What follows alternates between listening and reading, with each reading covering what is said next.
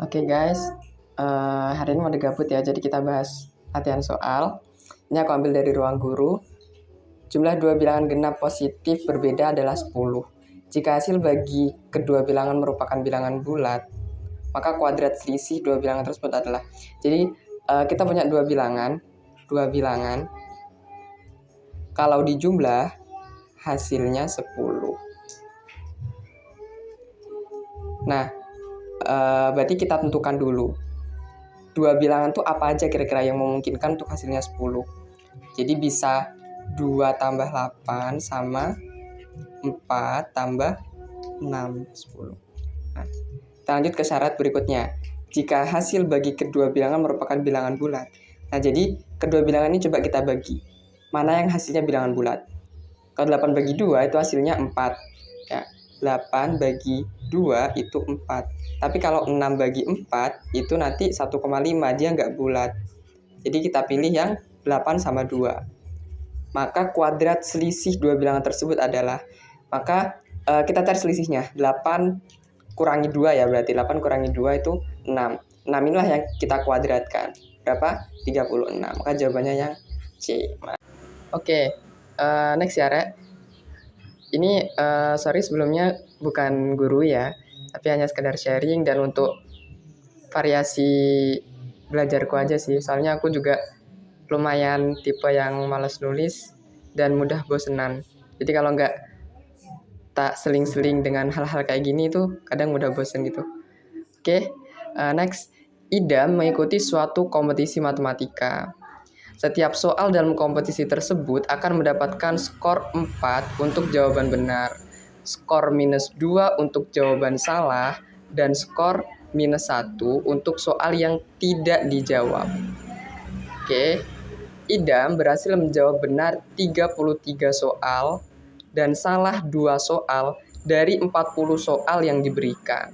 Skor yang diperoleh Idam adalah, oke, Idam ikut lomba matematika, ada 40 soal. Idam berhasil menjawab benar 33 soal. Salah 2 soal. Dan, nah ini, sebenarnya soal ini mudah ya. Ini hanya melibatkan operasi perkalian dan penjumlahan bilangan bulat. Cuma kadang kita salah karena kita kurang teliti. Kita langsung aja tuh, 3-3-nya dikali 4, 2-nya dikali minus 2, terus kita jumlahkan. Dan kita kira itu hasilnya. Padahal kalau kita lihat lagi, ini kalau kita jumlahkan masih 35 soal, sedangkan totalnya itu 40 soal. Jadi masih ada 5 soal nih. 5 soal inilah yang pasti nggak dijawab sama si Idam, kayak gitu ya. Berarti 33 ini kita kali 4, karena jawaban benar skornya 4. Yang salah kita kali minus 2. Dan yang tidak jawab kita kali minus 1. Ini simpel ya, sorry. Berarti 33 kali 4, kita hitung 33 kali 4, 12, 13, 132.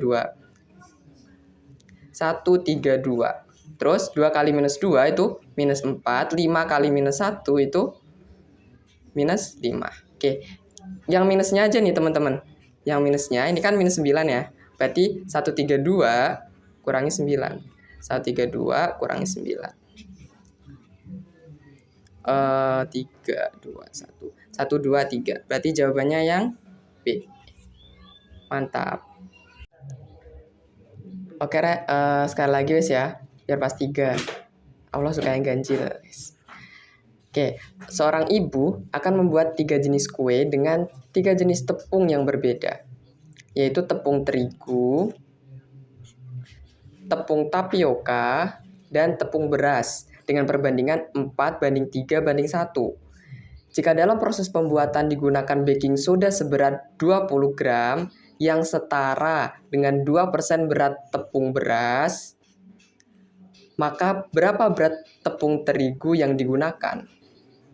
Oke, jadi di sini seorang ibu akan membuat 3 jenis kue dengan 3 tepung berbeda. Oke, jadi ada si tepung terigu, tapioka, dan beras.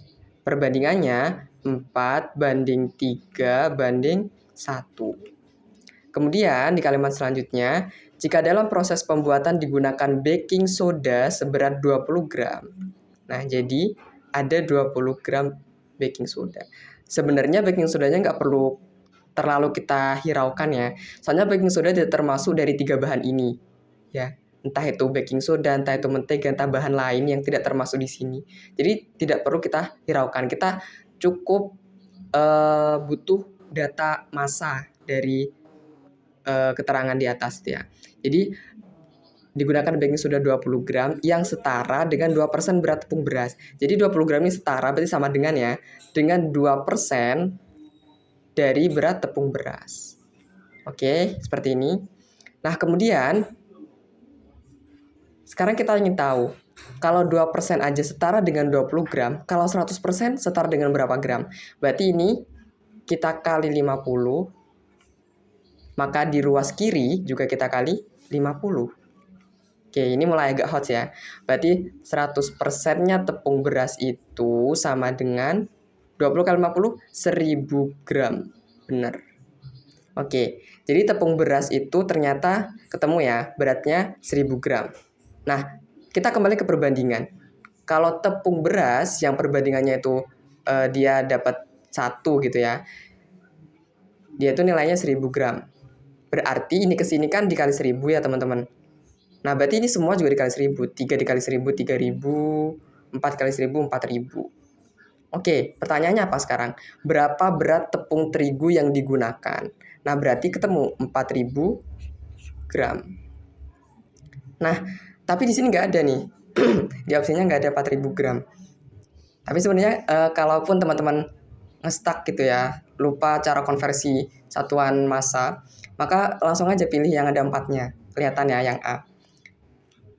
Atau karena ini video pembahasan, mungkin sedikit tak jelasin. Jadi di tangga konversi satuan tuh nanti kayak gini ya.